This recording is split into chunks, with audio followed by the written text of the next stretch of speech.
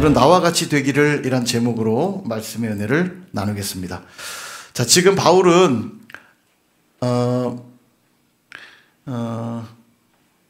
아그리빠 왕, 그 다음에 버니게, 그 다음에 총독 베스토, 그 외에도 많은 고위직들을 모아둔 자리에서 복음을 전하고 있습니다. 무슨 말인지 모르시는 분들은 말씀을 안 듣고 있다는 얘기예요. 매일매일 보십시오. 매일매일 말씀을 들으세요. 이런 기회가 없어요. 강해 설교의 좋은 점은 한번 성경을 제대로 정독할 수 있다는 기회입니다. 그러니까 매일매일 주어진 본문 따라 이렇게 듣다 보면 재밌어요. 아멘? 매일매일 꼭 들으십시오. 놓치지 말고. 제가 설교가 좋고 나쁘고, 나는 저기 유명한 그 목사님들 설교가 좋아서 나는 그분들 설교 듣고 은혜 받을 거야, 그러시면 안 돼요. 엄마 밥 먹으셔야 됩니다. 엄마 밥 먹어야 크는 거예요. 진짜라니까요. 여러분, 그렇게 성장하신 거예요. 엄마가 인류 요리사여서가 아닙니다. 엄마의 사랑이 담긴 그 따뜻한 밥.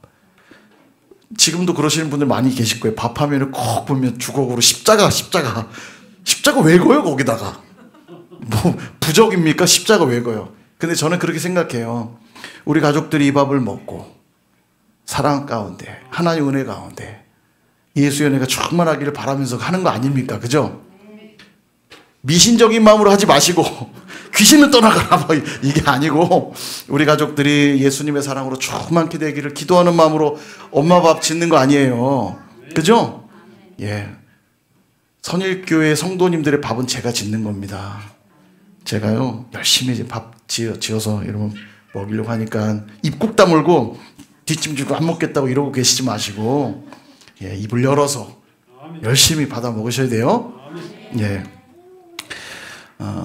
아주 그냥 그 세상 예능 드라마는 3시간 4시간 가도 안 지겨운데 왜 그렇게 설교는 그 20분 듣는 것도 지겨운지 힘을 내십시오. 들으셔야 됩니다. 맛없다고 사탕만 먹었다가는 큰일 납니다. 이빨 다 뽑히고요. 당뇨, 뼈가 삭고, 골다공증, 쓸데없는 거 자꾸 먹으면 그렇게 되는 것처럼 밥을 드셔야 됩니다.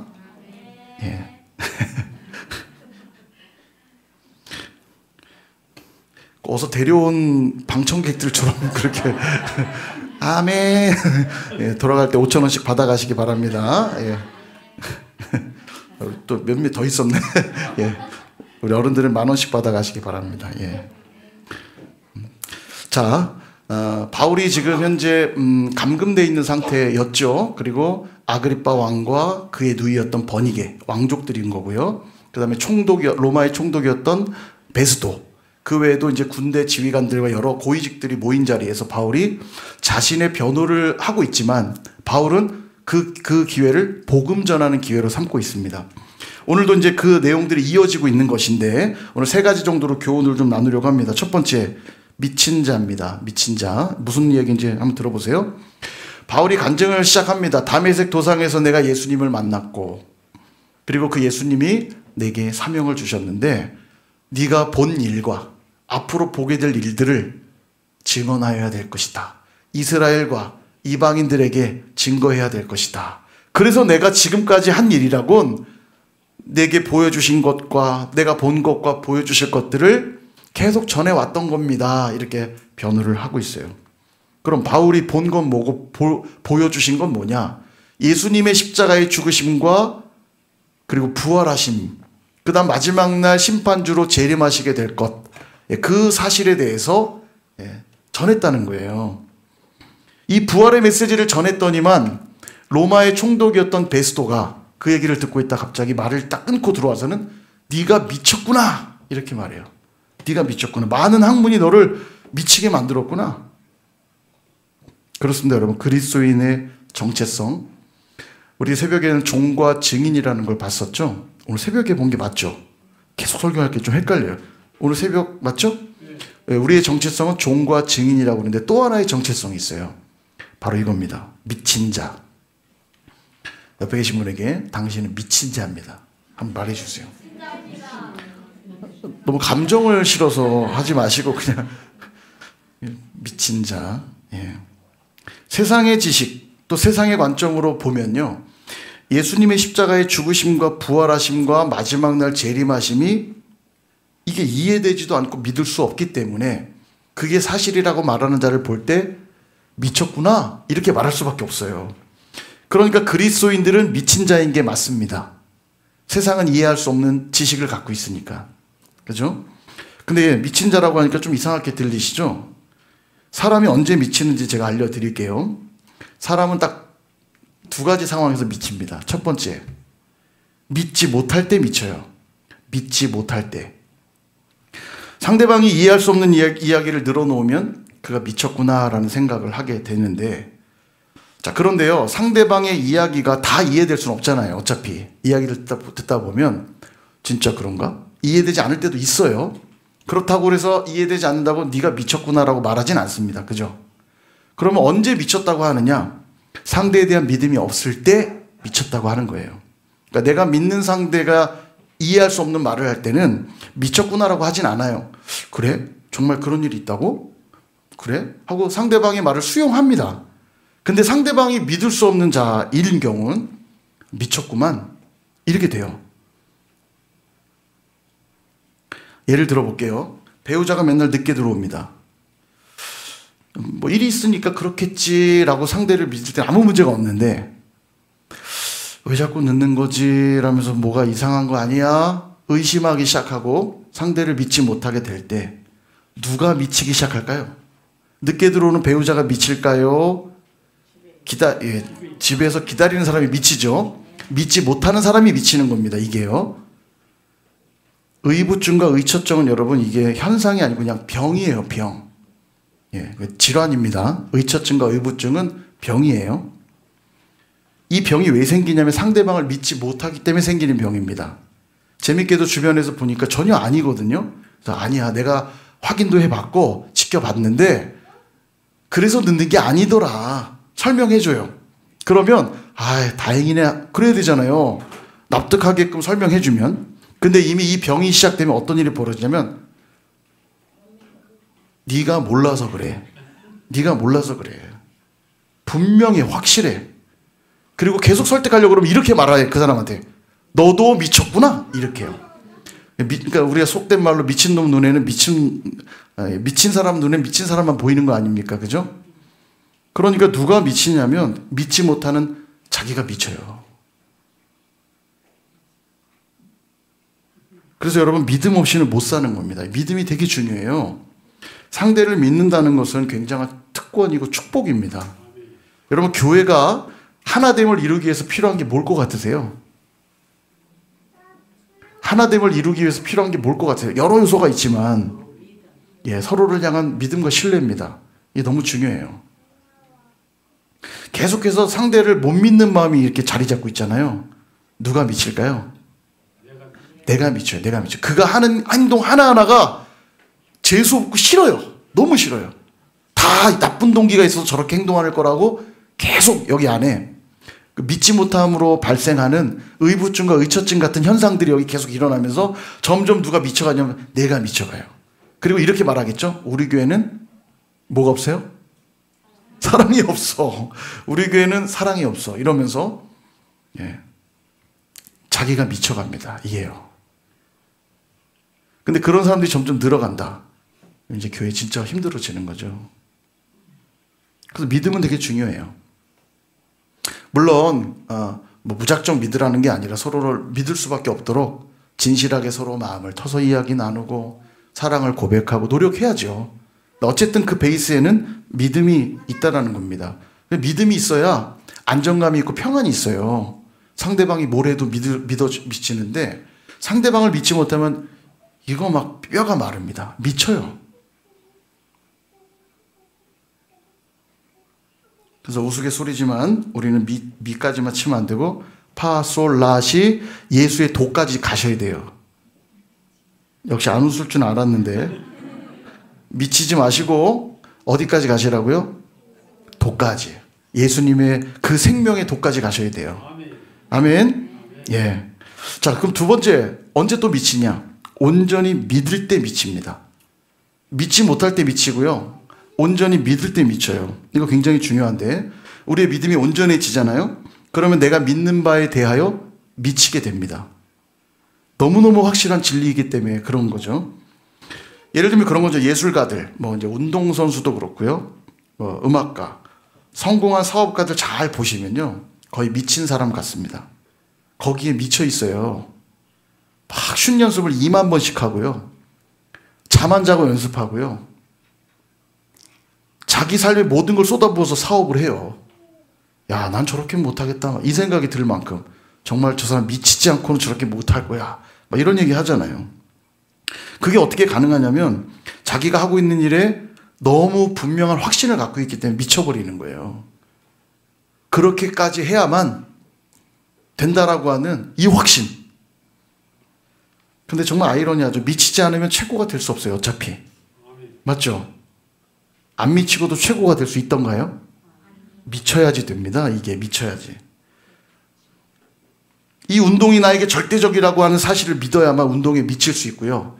이 음악이 나에게 절대적이라는 걸 믿어야만 음악에 미칠 수 있고, 이 공부가 나에게 절대적이라는 걸 확신해야 공부에 미칠 수 있고요. 이 사업이 나에게 절대적이라고 믿으면 사업에 미치게 되는 겁니다.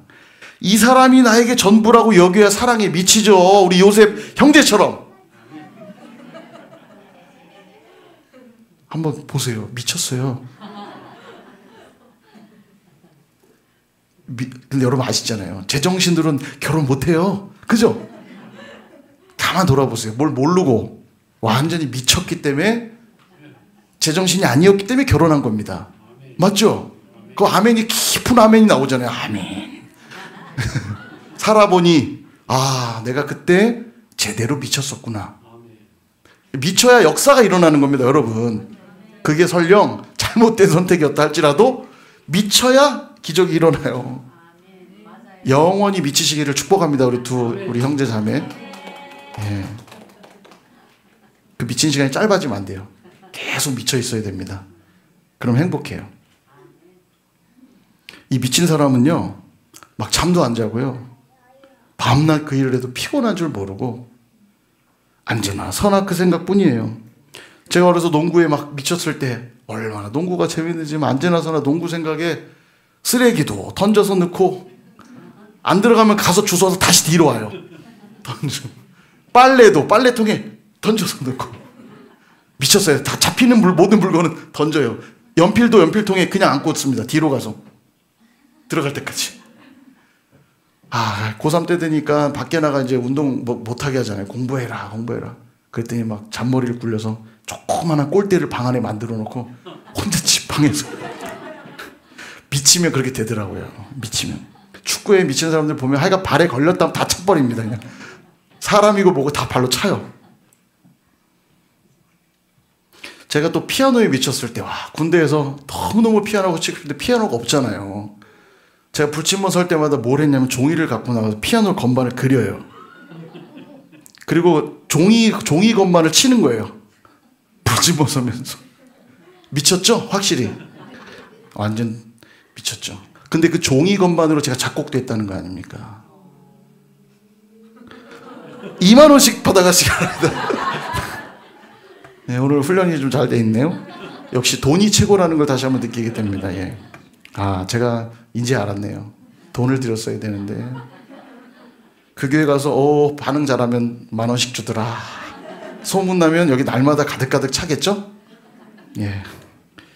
주여.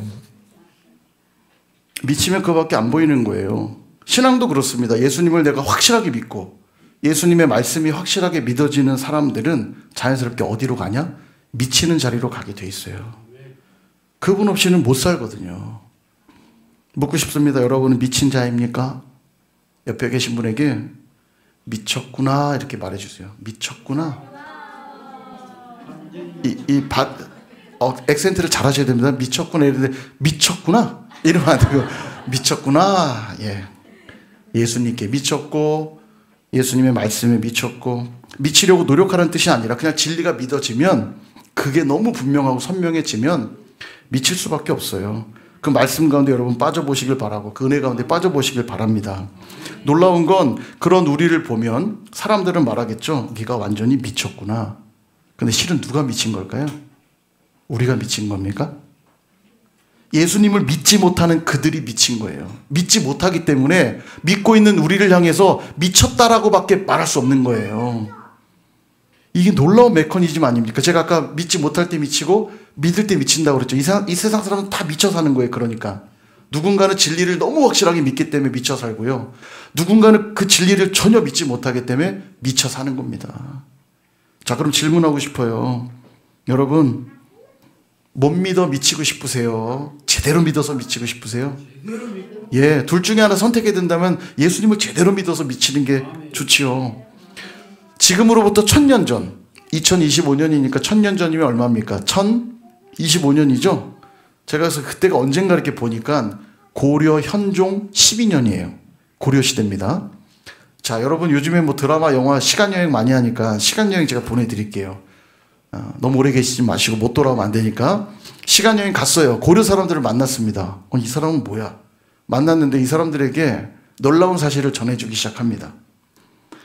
여러분, 가서 말하는 거예요. 고려 사람들한테. 여러분, 이제 앞으로 걸어다니면서 전하는 시대가 옵니다.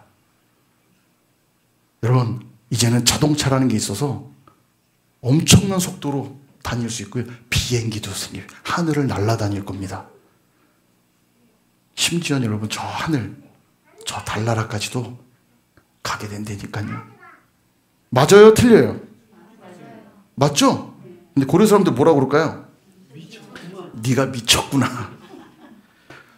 그 당시의 지식, 그 당시의 경험으로는 도저히 이해할 수 없는 지식인 거예요. 여러분, 이거 영계에 대한 얘기를 하는 게 아닙니다. 인간이 사는 똑같은 시대인데 단지 1000년이라는 시간의 갭만 있을 뿐이에요. 인간 세상에서 벌어지는 일임에도 불구하고 우리가 믿을 수 없는 일들이 얼마나 많은지 몰라요. 네가 미쳤구나. 몸속에 기계를 이렇게 집어넣어갖고 몸속도 들여다볼 수 있게 될 거라니까요. 심지어 거기에 이렇게 무슨 나쁜 게 있으면요, 잘라가지고 직접 꺼낼 수도 있어요. 완전 또라이구나 이럴 거예요. 그죠?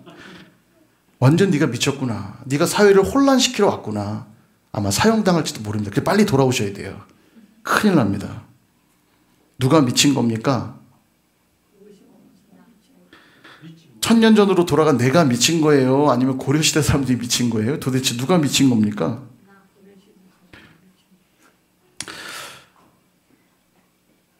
믿지 못하기 때문에 믿지 못하는 사람이 미친 자가 되는 거죠.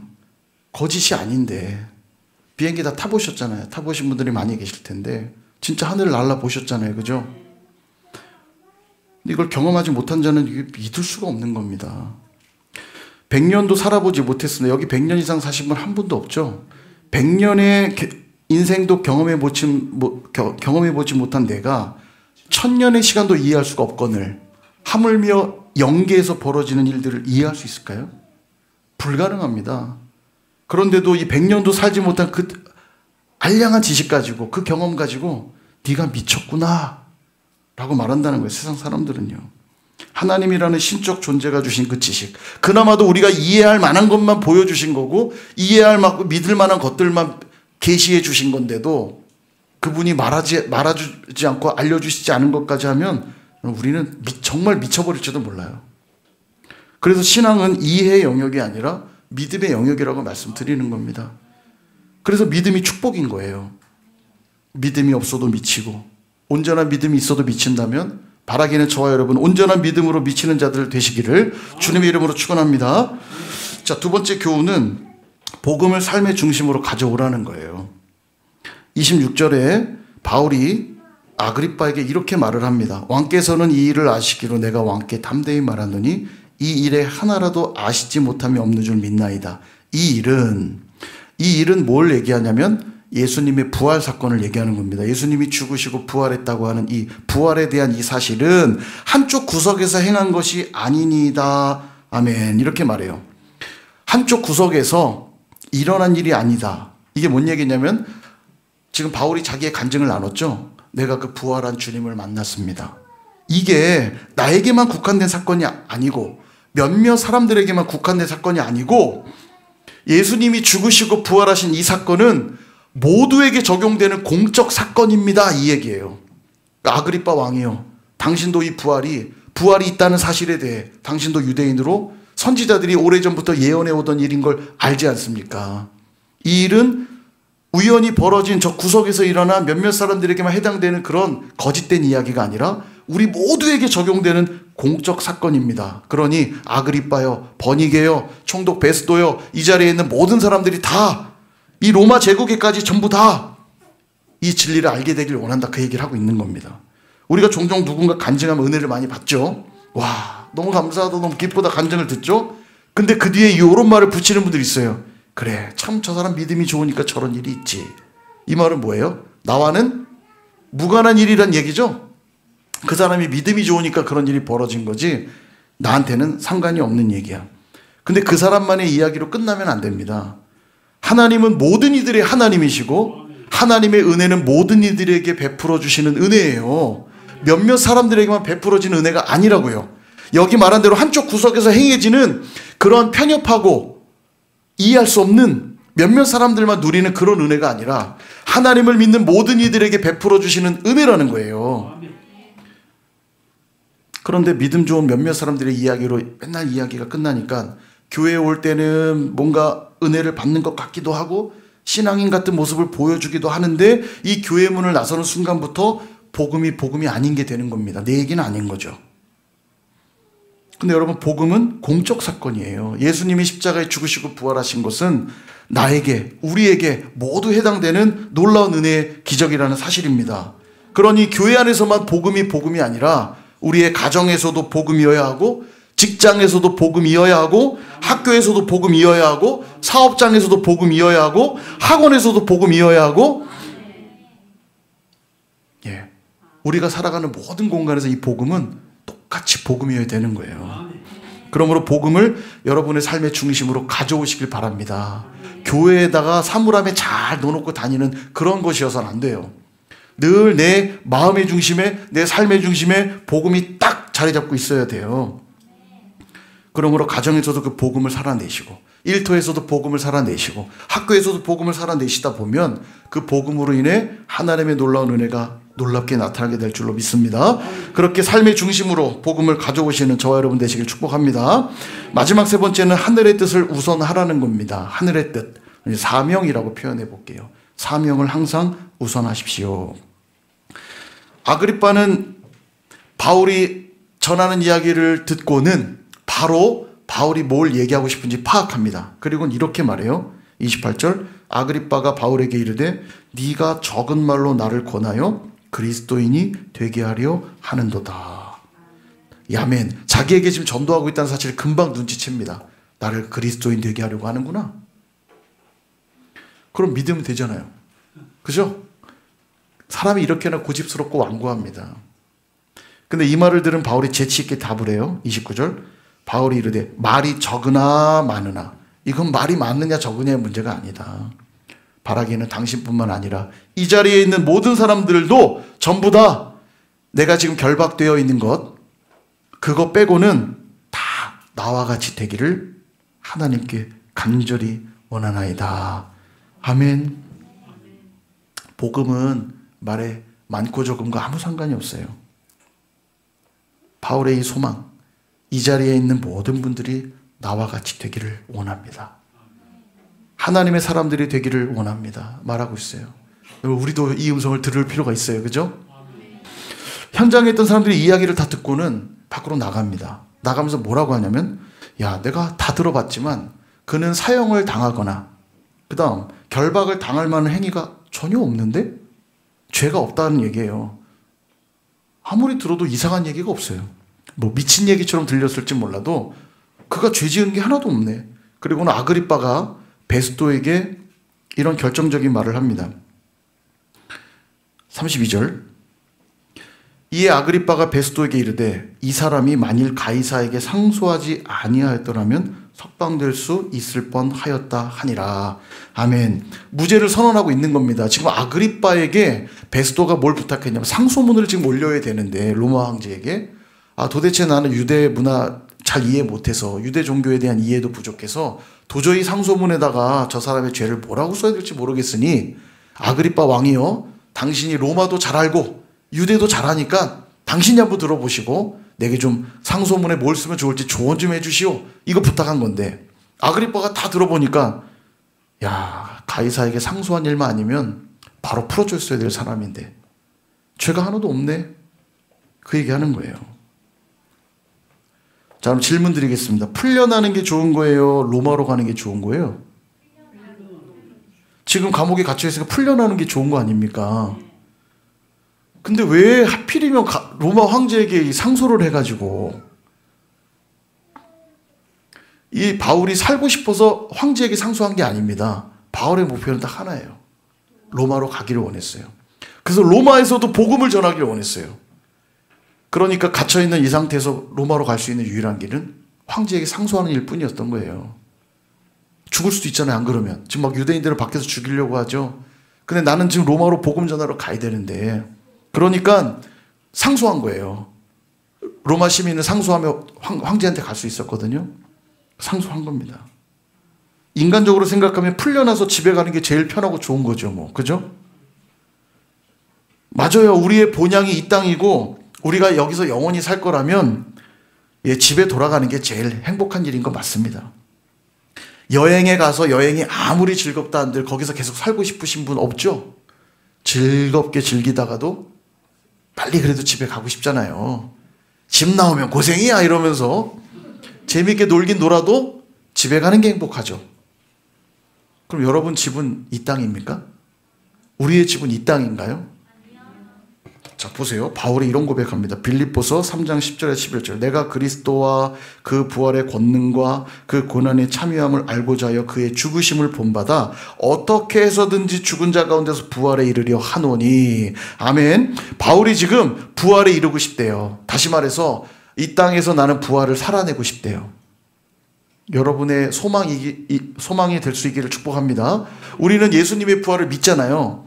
그럼 우리는 이 땅에서 언젠가 주님이 우리를 온전한 자들로 부활시켜 주실 텐데, 그때만 부활하는 게 아니라 이미 그 부활을 믿고 있는 지금도 우리는 부활을 살아내야 돼요. 바울이 그 얘기를 하는 겁니다. 나 이 땅에 있는 동안 부활을 계속 살고 싶다. 그럼 어떻게 사는 게 부활을 사는 것이냐? 이겁니다. 우리 3장 14절 같이 한번 읽어볼게요. 시작. 표대를 향하여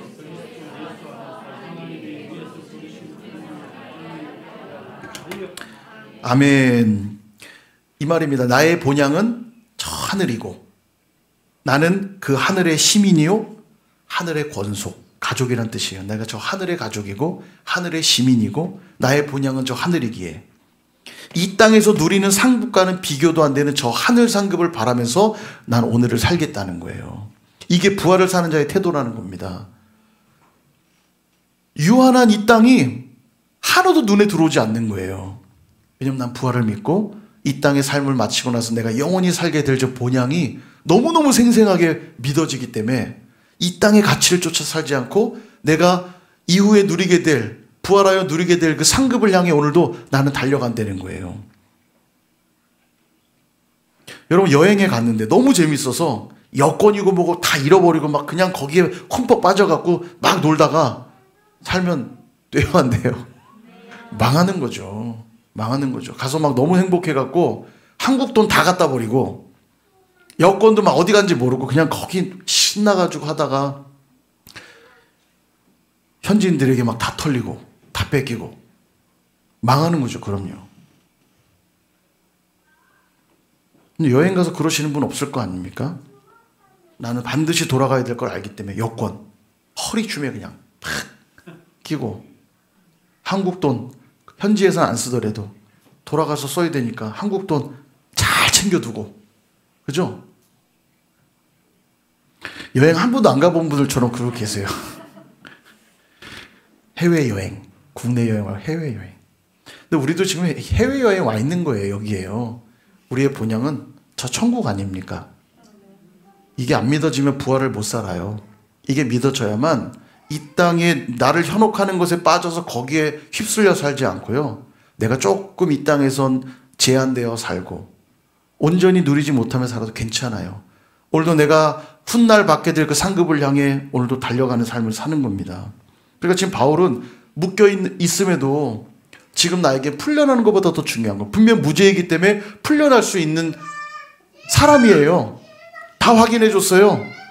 아그리빠 왕도 베스도 총독도 다 확인해 줬어요. 그는 죄가 없네. 그러나 지금 나에게 더 중요한 건 단순히 풀려나는 게 아니에요. 지금 나에게 더 중요한 건 로마 황제를 만나서 그에게도 아그리빠에게 복음을 전한 것처럼 로마 황제요, 당신도 나와 같이 되기를 원합니다. 거기서 목이 달아날지 모르죠. 황제에게 그딴 말을 했다간. 그러나 바울에겐 그게 중요한 거예요. 그것이 나에게 주신 사명이었기에 그 사명을 쫓아가는 겁니다. 저는 지금도 가끔 상상해요. 지금도 하늘나라에서 많은 하나님의 사람들이 큰 상급 받고 정말 얼마나 큰 축복을 누리겠어요? 그 중에 한 자리는 분명히 바울일 거란 생각을 해요. 이런 말씀을 볼 때마다 얼마나 아름답습니까? 그의 주님을 향한 그 사랑, 주님이 주신 그 사명을 향한 충성, 얼마나 귀합니까? 그죠? 감히 흉내낼 수도 없는, 볼 때 어쩔 땐요, 막 부담스러워요. 바울처럼 나도 살아야 되는데, 바울 사도처럼 살아야 되는데, 근데 이분처럼 살기란 정말 쉽지가 않잖아요. 하나님이 얼마나 그를 귀히 여길까요? 사랑하는 여러분, 그래서 우리는 이 땅의 논리를 가지고는 하나님의 나라를 자꾸 계산하면 안 돼요. 꼭 기억하십시오. 이 땅의 계산법을 가지고 하나님의 나라를 자꾸 계산하려고 하시면 안 된다고요. 요셉이 형들에 의해 억울하게 노예로 팔려가죠. 보디발의 집에서 노예 생활합니다. 얼마나 성실하게 했습니까? 그를 얼마나 믿을만 했으면 가정총무로 삼습니다. 모든 걸 다 맡겼어요. 자기 부인 빼고는 다 네 마음대로 해라. 굉장한 승진입니다. 노예가. 아무리 그래도 보디발의 집에 가정총무가 되는 것보단 아버지와 함께 사는 게 더 좋죠. 나는 노예도 아닌데 왜 이렇게 살아야 되나 억울할 수 있죠. 그래도 신실하게 일했는데 돌아온 결과가 큰 상을 받는 게 아니었어요. 이 보디발의 아내의 이상한 유혹과 누명에 뒤집어 씌워갖고 감옥에 가잖아요. 이것처럼 억울한 삶이 어디 있습니까? 뭘 그렇게 잘못했다고 노예가 되어야 했고, 뭘 그렇게 잘못했다고 감옥에 가야 됩니까? 감옥에 가서 있는 동안에 정치범들이 들어왔어요. 하나는 떡 굽는 자, 하나는 술 맡은 자. 이 두 사람은 왕의 오른팔 왼팔 같은 사람들입니다. 술과 떡은 왕의 생명을 앗아갈 수 있는 가장 중요한 위치이기 때문에 가장 신뢰하는 두 사람을 세우게 돼 있거든요. 근데 이 두 사람이 무슨 일인지 몰라도 감옥에 왔어요. 정치적인 문제였겠죠. 와가지고는 꿈을 꿨는데 이 꿈을 보니까 꿈의 몽하는 또 은사가 있잖아요. 요셉이. 꿈을 보니까 하나는 3일 만에 죽게 될 거고 하나는 3일 만에 복직될 거란 꿈이었어요. 해몽을 해줍니다. 그리고 이렇게 말해요. 당신이 정말 풀려나거든. 내 꿈대로 되거든. 내가 꿈 해몽한 대로 되거든. 나를 좀 꼭 기억해 주십시오. 이렇게 말해요. 잘 한번 읽어보세요. 요셉이 부탁해요. 날 기억해 주십시오. 이 말은 뭐냐면 나로 하여금 이 억울한 상황에서 좀 꺼내 주십시오. 그 말이에요. 그는 높은 사람들이거든요. 그러니까 그 사람이 복직되면 죄수 하나 정도 풀어주는 건 어려운 일이 아니에요. 그러니까 당신이 풀려나거든 나를 좀 기억해 주십시오. 나 좀 이 상황에서 풀어달라는 부탁이에요. 그리고 정말 복직했습니다. 근데 안타깝게도 이 사람이 복직되자마자 요셉을 잊어버려요. 이런 억울한 일이 어디 있어요? 꿈의 몽, 돈도 한 푼 안 받고 꿈의 몽 해줬는데 세상에 나를 기억도 안 해주고 하나님도 무심하시지. 그리고 2년이 흘러요. 정확히 만 2년이 지나고는 꿈을 꿉니다. 이 바로 왕이요. 도저히 꿈이 해석이 안 되고 이해가 안 가요. 너무 특별한 꿈인데 박수와 술객들을 다 불러모았는데 해몽하는 사람이 한 명도 없는 거예요. 니네 다 죽일 거야. 해몽 못하면 다 죽일 거야. 그랬더니 그때 술 맡은 자가 복직됐던 술 맡은 자가 생각이 나는 거야. 2년 전에 요셉. 야 그때 그 사람 꿈 해몽 정확했는데 왕이요 잠깐만 기다리세요. 내가 해몽 잘하는 사람 데려올게요. 요셉을 데려와요. 그리고는 왕 앞에서 그 꿈을 듣고 해몽을 해주잖아요. 그 일로 총리가 되고 실제로 꿈대로 7년의 풍년과 7년의 흉년이 올 때 요셉의 지혜로 애굽만 산 게 아니라 애굽 주변의 모든 나라들이 다 살았고 심지어 가장 중요한 것 이스라엘 민족 야곱을 필두로 한 그의 가족들이 전부 다 살아나게 됩니다. 그러니까 그 가족들은 누가 살렸냐면 요셉이 살린 거죠. 그럼 놀라운 사실은 애굽의 총리와 같은 왕 같은 경우는 자녀를 왕으로 키우기도 하니까 예외라고 해도 공직에 오르려면 여러분 30이 돼야 공직에 오를 수 있습니다. 근데 이 요셉이 총리가 되던 해에 그가 몇 살이라고 성경에 나오냐면 30살이었다고 나와요. 30살. 그러니까 2년 전에 술 맡은 자가 복직하고는 내가 그를 풀어주리라고 풀어줬으면 어떻게 됐냐면 유유히 집으로 돌아가 아빠랑 그냥 양치면서 살았겠죠. 그리고 얼마 안 있다 벌어진 흉년의 때 다 굶어 죽었을 겁니다. 그러나 하나님의 섭리는 요셉만 살리는 게 아니라 그 민족과 세계 열방을 다 살리기 위한 엄청난 계획 갖고 계셨던 거예요. 그러니까 요셉은 힘들었겠지만 하나님 2년의 시간들이 필요했어요. 2년을 더 보내게 하고 결국 바로의 꿈을 해몽하고 총리를 삼으사 민족들을 다 살리시고 무엇보다 언약 백성 야곱을 필두로 한 이스라엘 민족을 하나님이 살리시죠. 그래서 여러분 다시 한번 말씀드리지만 세상의 논리를 가지고 자꾸 하나님의 나라를 계산해서는 안 돼요. 계산이 안 되거든요. 계산법이 달라요. 근데 자꾸 세상의 논리를 가져와서는 하나님의 일하심을 계산하려 하니 계산이 맞습니까? 안 맞죠. 그러니까 자꾸 엉뚱한 선택들을 하는 거예요. 감옥에 갇히면 안 된다고 생각하고 노예가 되면 안 된다고 생각하고 내가 은혜를 베풀어 줬는데 은혜를 안 갚는 것이 황당하고 억울하다고만 생각하는 거예요. 근데 하나님은 다 계획이 있고 하나님 뜻이 있는 거 아닙니까? 우리는 다 알 수 없지만 하나님은 반드시 우리를 가장 선한 길로 인도하신다는 걸 믿으시고 오늘도 다른 것 구하지 마시고 하늘의 뜻, 하나님의 그 사명, 내게 주신 그 사명이 무엇인지를 우선하시고 바라볼 수 있으셔야 돼요. 그 사명을 감당하기 때문에 겪는 힘들고 어려운 일들이 있을 수 있죠. 근데 그걸 자꾸 세상의 주판날로 계산하면 안 된다고요. 요셉이 만약 그때 풀려났어 보세요. 다시 한번 말씀드리지만 다 죽는 거예요. 다. 요셉도 죽고요. 요셉의 가족들도 다 죽는 거예요. 이 흉년을 대비할 수 없기 때문에. 이게 계산이 될 수 있습니까? 사람의 생각으로 불가능하죠. 결국 바울이 선택한 로마 황제에게 가겠다고 했던 그 일로 로마에 가서 그는 복음을 전하고 결국은 나중에 순교하시게 되지만 로마에 전해진 이 복음은 로마를 변화시키고 유럽을 변화시키고 미국으로 넘어와 아시아까지 그리고 어디까지 왔어요? 이 복음이요? 저와 여러분에게까지 온 거예요. 이 엄청난 몇천 년간 걸쳐 흘러온 복음의 역사가 여러분 계산이나 감히 할 수 있냐고요. 우리가 그때 바울이 풀려나고 끝났더라면 물론 바울 혼자 복음 전한 건 아닙니다만 로마 황제까지 나아가고 로마의 이 가택연금된 동안에도 수많은 로마 사람들에게 복음을 전하고 로마의 교회가 세워지고 그렇게 로마가 변화되고 세계가 변화되고 지금도 복음이 흥왕하고 전파되는 이유들은 이 하나님이 만들어 가시는 큰 그림 속에 있다는 것. 저와 여러분이 그래서 구원받는 이 자리에 있다는 걸 기억하시기를 바랍니다. 그러므로 여러분 단순히 내가 잘 먹고 잘 사는 게 인생의 전부가 되게 하지 마시기를 바랍니다. 여러분 내가 잘 먹고 잘 살기 위해 노력해도 되던가요? 어차피 하나님이 도와주시지 않으면 불가능해요. 내 노력으로 무엇을 얼마나 할 수 있습니까? 비 오게 할 수 있으신가요? 태양빛 비추실 수 있어요? 내 몸 안에서 일어나는 질병들을 여러분 통제할 수 있으세요? 불가능해요. 어차피 우리에게는 하나님의 은혜가 필요합니다. 그러므로 오늘도 사명을 붙드실 수 있기를 바랍니다. 그 사명을 붙들면 하나님은 사명자를 지켜주세요. 사명자를 축복해주세요. 사명자를 복되게 하세요. 그 사람만 살게 하는 게 아니라 그 사람 주변에 많은 사람들까지도 그로 인하여 살게 하신다고요. 주님의 일하심은 그렇게 내 생각보다 더 놀랍게 더 넘치도록 나타나게 될 줄로 믿습니다. 그러므로 오늘 세 가지 기억하시고 돌아가시면 되겠어요. 복음에 미친 자 되어서 복음을 삶의 중심으로 가져오고 그렇게 복음으로 인해 사명 감당하며 살아가는 저와 여러분 다 되시기를 주님의 이름으로 축원합니다.